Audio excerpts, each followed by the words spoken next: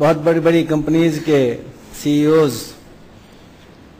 MET के सभी faculties, guest और एमईटी के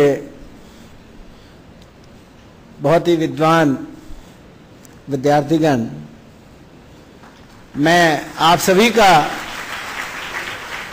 हार्दिक आभार प्रकट करना चाहूँगा और विशेष रूप से उन अपने विद्यार्थियों का जिन्होंने शायद कूड़े में से कहीं मुझको ढूंढ के निकाला कि कामधेनु भी कोई कंपनी है जिस पे कहीं रिसर्च वर्क होता है। मैं समझता हूँ कि आज सुबह से आपकी ये लीडरशिप समिट चल रही है और लगभग आखिर में मुझे नंबर मिला है, तो मेरे को लगता है कि दिन में आप सब लोग काफी अच्छे से सो लिए होंगे और अब चूंकि जाने का नंबर है, सब लोगों ने अब नींद खोल ली होगी, तो मैं चाहूंगा कि 5-7 मिनट आपके अवश्य लूं। दोस्तों, 3 साल पहले की बात है जब मेरा आईपीओ आया था, उससे पीछे तो मैं आपको बाद में लेके जाऊंगा। 2006 में मेरा आईपीओ जब आया था, एक मिस्टर अरुण सलीम थे आईसीआईसीआई प्रूडेंशियल में, बॉम्बे मेरी उनके साथ एक मीटिंग हो रही थी, तो मुझे उन्होंने एक बात कही थी कि सतीश जी, जो आपका बिजनेस मॉडल है किसी दिन आईआईएम में पढ़ाया जाएगा। तो मैंने उनसे हंस के कहा था कि भाई साहब, आप हिंदी में आप मेरा क्यों बना रहे हो। कुछ 15 दिन पहले एक और हमारे दोस्त मिले, वो इंस्टीट्यूट ऑफ कंपनी सेक्रेटरीज के प्रेसिडेंट रह चुके हैं। उन्होंने मुझे कहा कि सतीश जी, मैं आपका जो बिजनेस मॉडल है अपने लेक्चर्स में कोट करता हूं, और अभी जब 1 हफ्ते पहले मुझे एमईटी से इनविटेशन मिला कि लीडरशिप अवार्ड्स के लिए हमने आपको सेलेक्ट किया है, तो मुझे लगा कि ये बीमारी जो 3 साल पहले हम सोच रहे थे, ये इंस्टीट्यूट में वाकई में पहुंच गई है। मैं आपसे दिल से कुछ बातें शेयर करना चाहूंगा।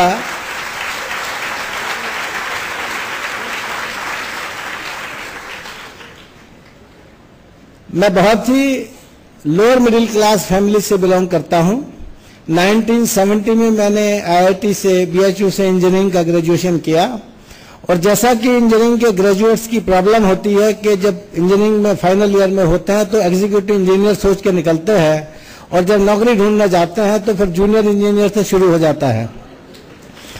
ऐसे ही आपके एमबीए में भी जनरल मैनेजर से फाइनल ईयर में सोच के चलते हैं और मैनेजमेंट ट्रेनिंग के रूप में जो है सब लोग एंट्री करते हैं, और बहुत सारे लोग बहुत ऊंचे से जाते हैं। ऐसी कोई बात नहीं है कि मैनेजमेंट ट्रेनिंग पे जाके किसी का कैरियर जो है शुरू जरूर होता है, खत्म किसी का नहीं होगा जिंदगी में। मैं आपसे ये जरूर शेयर करना चाहूंगा कि जैसे कि सबके दिमाग में कीड़ा घूमता है, मेरे भी माइंड में कीड़ा था कि जो कुछ भी करना है सबसे बड़ा करना है, जो कुछ भी करना है सबसे बड़ा करना है। मैंने अपने फादर से कहा, हम चूंकि स्टील की इंडस्ट्री में थे, कि हमें स्टील में सबसे बड़ा करना है। तो हमारे फादर कहते कि बेटा, स्टील में तो steel authority of India, Tata steel है, उसके तो हम तो उसके बराबर, सुई के बराबर भी नहीं है।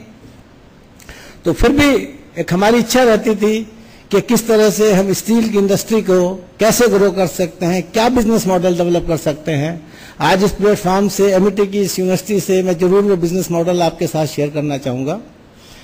आप कल्पना कीजिए कि किसी की इंडस्ट्री, चूंकि इंडस्ट्री लगाना बहुत आसान है, इंडस्ट्री चलाना, उसके प्रोडक्ट को बेचना बहुत मुश्किल काम है, जहां पे 90% यूनिट मार्केटिंग की वजह से फेल हो जाती हैं, कुछ यूनिट्स क्वालिटी कंट्रोल के ऊपर फेल हो जाती हैं, और कुछ चीजें मार्केट में अपनी जगह बना पाने में फेल हो जाती हैं। मेजॉरिटी ऑफ द यूनिट्स इस पूरे सिस्टम को पूरी तरह से कैप्चर करने में जब असफल होती हैं तो यूनिट फेल हो जाती हैं। मैं आपको याद दिलाना चाहूंगा कि 90s में स्टील एक ऐसी रफ एंड टफ कमोडिटी है जो तोल के बिकती थी, जिसका कोई क्वालिटी स्टैंडर्ड नहीं होता था। हम लोग टीएमटी स्टील बनाते हैं, उस जमाने में इसको सरिया कहते थे सब लोग। कोई क्वालिटी का मतलब नहीं था, कोई इसका स्टैंडर्ड्स नहीं थे, और अगर स्टील के कोई स्पेसिफिकेशन थे तो वो केवल किताबों में थे या आर्किटेक्ट्स और स्ट्रक्चरल इंजीनियर्स तक सीमित थे।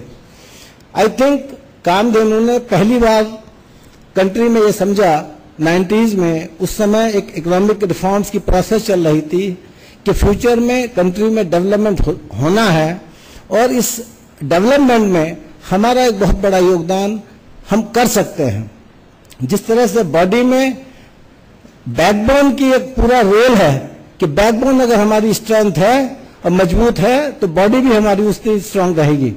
हमने स्टील में पहली बार 95 में हमारा पहला यूनिट हमने राजस्थान में स्टार्ट किया और स्टील जैसी बेजान चीज को हमने ग्लैमरस बनाया। पहली बार टीवी पे एड कैंपेन में हम लोग आए और आज आप देखते होंगे कि हर चैनल पे टीएमटी के बहुत सारे एड कैंपेन चल रहे हैं और एक स्टील जैसी कमोडिटी को एक कंज्यूमर बेस्ड ब्रांड में कन्वर्ट कामधेनु ने पहली बार कंट्री में किया है। मैं इस आज अगर आप देखें तो कामधेनु का steel, cement, plywood, construction chemicals और इसके अलावा प्लाईबोर्ड, आपका पीवीसी पाइप, यूपीवीसी विंडो और अब तो मिल्क और मिनरल वाटर भी मार्केट में अवेलेबल है। एक छोटी सी कंपनी मैंने लगभग 5 करोड़ से स्टार्ट की थी। आज कंपनी के पास 45 यूनिट्स पूरे कंट्री में अवेलेबल हैं और लगभग 5000 करोड़ की टर्नओवर कामधेनु के प्रोडक्ट्स की पूरे कंट्री में है।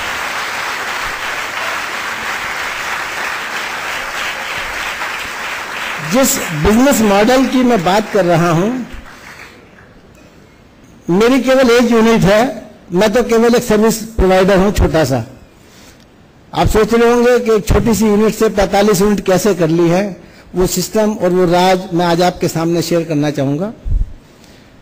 कामधेनु वर्क कर रहा है as a one stop solution provider for the construction industry. जहां भी कंस्ट्रक्शन की बात होती है, इंफ्रास्ट्रक्चर डेवलपमेंट की बात होती है, तो स्टील और सीमेंट से शुरू होती है और पेंट पे जाके फिनिश होती है। आज कामधेनु के पोर्टफोलियो में सारे कंस्ट्रक्शन से रिलेटेड प्रोडक्ट्स हैं।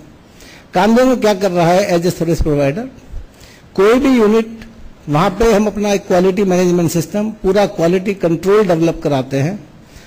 दूसरी हिंड्रेंस उसके पास होती है मार्केटिंग की। कामधेनु ने मार्केट रिसर्च करके एक पूरे कंट्री में कंज्यूमर अवेयरनेस के थ्रू एक ब्रांड इक्विटी डेवलप की और पूरे कंट्री में कंज्यूमर की डिमांड हमने डेवलप की है।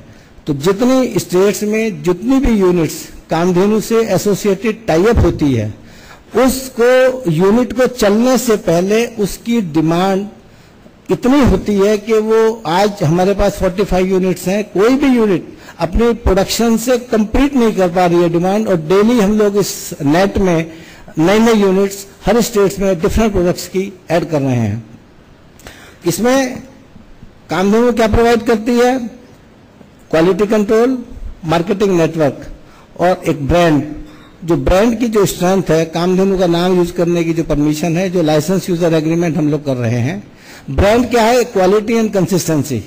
एक कस्टमर का जो फेथ हम लोगों ने डेवलप किया है, वो ऐसे नहीं हुआ है कि भाई हमने कहीं टीवी के ऐड से कहीं कस्टमर का फेथ डेवलप होता हो। उसके लिए दिन रात मेहनत करनी है मुझे, मेरी टीम को, और जितने मेरे क्वालिटी के स्टाफ है, मैनेजमेंट के लोग हैं, वो पूरे कंट्री में आज फैले हुए हैं। दिन रात मेहनत करते हैं और इंश्योर करते हैं कि जो कस्टमर का एक ट्रस्ट कामधेनु के ऊपर है वो हम लोग मेंटेन कर पाए।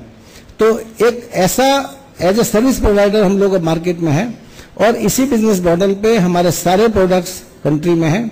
हमारी अपनी एक यूनिट पेंट की और एक यूनिट हमारी स्टील की राजस्थान में है। इसके अलावा जितनी भी यूनिट्स का हमारा एसोसिएशन है वो पूरा का पूरा फ्रेंचाइजी बेस्ड मॉडल है। और मैं आपको बताऊंगा कि चूंकि मेरे पास तो बहुत छोटी सी पूंजी थी, जितना आज जितने लोग हमारे जुड़े हुए हैं, लोग 4 से 5,000 करोड़ रुपए का इन्वेस्टमेंट सब लोगों का मिलकर है। और एक बहुत बड़ा ग्रुप, जो एक सपना मैंने देखा था और अपने फादर के साथ देखा था या अपने ब्रदर्स के साथ मिलकर देखा था, वो शायद हम लोग कहीं पूरा कर पाए हैं। और एक बहुत आगे ले जाने की बात हम इसमें डेली वैल्यू एडिशन करते हैं। और मैं इस बीच में एक और जरूर पॉइंट आउट करना चाहूंगा, पिछले दिनों लगातार हमारे यहाँ तो जैसे रिक्रूटमेंट होता रहता है, बहुत सारे बच्चों की रिक्वायरमेंट रहती है, तो मुझे लगा कि पिछले दिनों जैसे ऑफिस में मैं जाता था तो रिसेप्शन पे बहुत सारे बच्चे मिलते थे, तो डेली यही बात होती थी कि एमईटी से बच्चे आए हुए हैं, एमईटी से बच्चे आए हुए हैं। तो मुझे लगा कि भाई एमईटी से बहुत अच्छे और क्वालिफाइड मैनेजमेंट बच्चे यहाँ से जा रहे हैं। मैं समझता हूँ कि फ्यूचर में बहुत अच्छा कर पाएंगे। हमारे से इसमें जो भी कुछ हो सकेगा, मैं इसमें ये एश्योरेंस इस मंच से देना चाहूँगा कि जो भी कुछ हमसे हो सकेगा पूरी सपोर्ट हम करेंगे। और आज यहाँ पर अशोक चौहान जी नहीं है, मैं अशोक चौहान जी को भी अपनी ओर से हार्दिक शुभकामनाएं देना चाहूँगा। एक इतना बड़ा प्रोजेक्ट वो उन्होंने आज कंट्री के सामने रखा है। मेरी और कामधेनु परिवार की ओर से आप सभी को हार्दिक शुभकामनाएं।